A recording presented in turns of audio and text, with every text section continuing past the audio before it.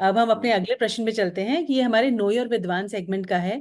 तो ये पंडित जी क्या होता है, हमें प्रेरणा मिलती है इससे कि क्योंकि हम देखते हैं कि आप लोग ने कैसे इससे डील किया। तो आपके जीवन में वो कौन सा टर्निंग पॉइंट था जिसने आपको धर्म के मार्ग में लगाया और आपके श्रद्धान को पक्का किया कि यही सही मार्ग है। देखो, टर्निंग पॉइंट तो मेरे जीवन में कोई था ही नहीं, है ना। क्या है, मुझे ऐसा लगता है कि मुझे, है ना, ये गर्व से कहें या बचपन से कहें, ये संस्कार मिले हैं। क्या था, हमारी मम्मी, है ना, स्वाध्याय किया करती थी, और मंदिर जी में भी वो मतलब 8-10 बहनों के बीच प्रवचन किया करती थी।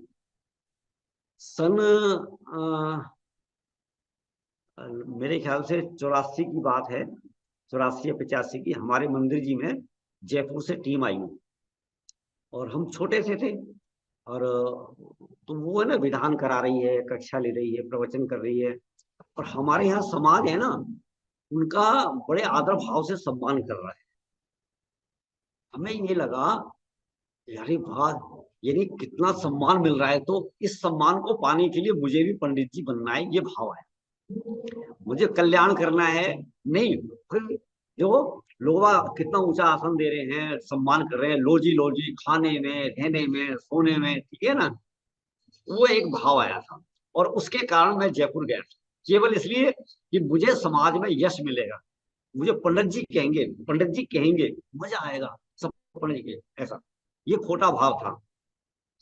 दूसरी तरफ मैं ये कहना चाहता हूँ कि जैसे स्वाध्याय होता था, तो एक टाइम ऐसा आया था, एक लहर ऐसी आई थी कि मंदिरों में स्वाध्याय बंद करवाया जा रहा था, और सिलवानियां हटाई जा रही थी, कोई प्रसंग बने थे ऐसे। फिर क्या हुआ कि मंदिर से निकाल दिया, तो हमारे घर में ही 7-8, हमारे घर में ही, हमारे पास केवल एक किचन और एक कमरा था। हम 4 भाई थे, छोटे छोटे। ओनली एक किचन, एक कमरा। तो उस कमरे में एक पलंग था। तो हमारे मम्मी पापा कहते थे, बेटा 1 घंटा स्वाध्याय होगा, और तुम लोग, है ना, पलंग से नीचे नहीं उतरना, कोई भी नीचे नहीं उतरना, पलंग पे बैठ के करना जो भी करना है। हम अपना स्कूल का होमवर्क करने हैं। तो स्कूल का होमवर्क करते करते मुझे मेरे कानों में जिनवाने की बात पड़ती रहती थी। मैं जहां तक समझता हूँ 5वीं 6ठी क्लास की बात है। तो उस समय ये लोग कहते थे सब कुछ क्रमबद्ध है, निश्चित है, जो होना है वही होगा, कोई टाल नहीं सकता। माने मुझे उस समय इस चीज का सावधान हो गया था 5वीं 6ठी क्लास में। और मैं जब क्लास में जाता था, क्लास में अपने दोस्तों से ये बात शेयर करता था कि भैया हमारे हाथ में कुछ नहीं है, फेल होंगे तो फेल होंगे, पास होंगे तो पास होंगे, ठीक है ना।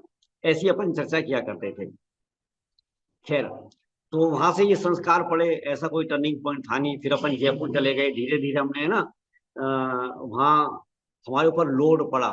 तब हमें पता चला कि हम जिस भाव से आए थे ना, वो कुछ नहीं है यहाँ पर।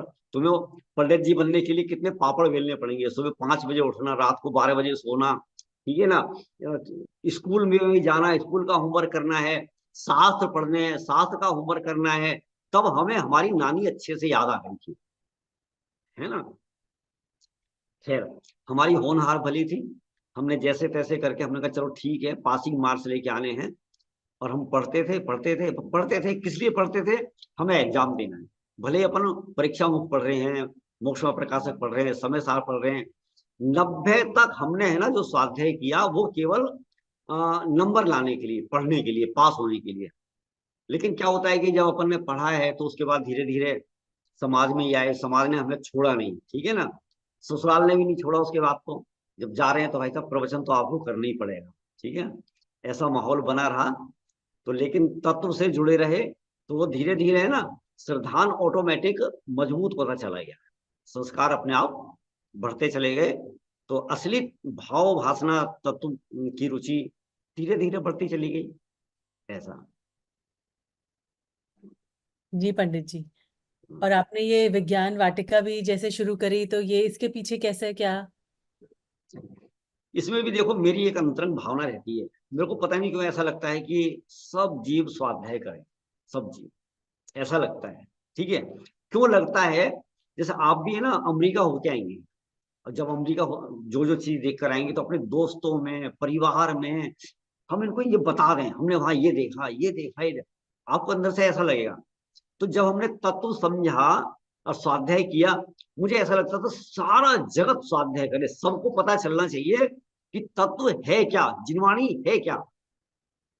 मोक्ष प्रकाशक में मैंने एक लाइन पढ़ी थी कि इस जीव को लोभ कसाय पैदा करा कर भी मोक्ष मार्ग में लगाया जाता है। ये ठीक है ना। हमने कहा क्या करें, हम सब जगह प्रवचन करने जा नहीं सकते, किस किस को कहेंगे, 4 लोग हैं 5 लोग हैं। फिर मेरे को ये रास्ता मिला, मेरे हाथ में ना किसी और की प्रतियोगिता आई थी, किसी महाराज जी की आई थी। मैंने कहा इस क्षेत्र में तो हम भी काम कर सकते हैं। तो मैंने सबसे पहले एक ग्रंथ पर विज्ञान वाटिका निकाली। सन 12 नहीं 12 नहीं, बल्कि 10 या 11 की बात है, 2010 या 2011 की बात। पहली बार विज्ञान वाटिका निकाली और उसमें है ना पूरे शास्त्र का सार लिखा। उसमें लिखा पहले वाले को इनाम दिया जाएगा, दूसरे वाले को इनाम दिया जाएगा, तीसरे वाले को इनाम दिया जाएगा। ताकि लोगों को ना लोभ कसाए। 11,000 का पहला इनाम है। कम से कम इस बहाने से तत्वार सूत्र देखेंगे तो सही, अलमारी से निकलेगा तो सही, पढ़ेंगे तो सही। ठीक है ना।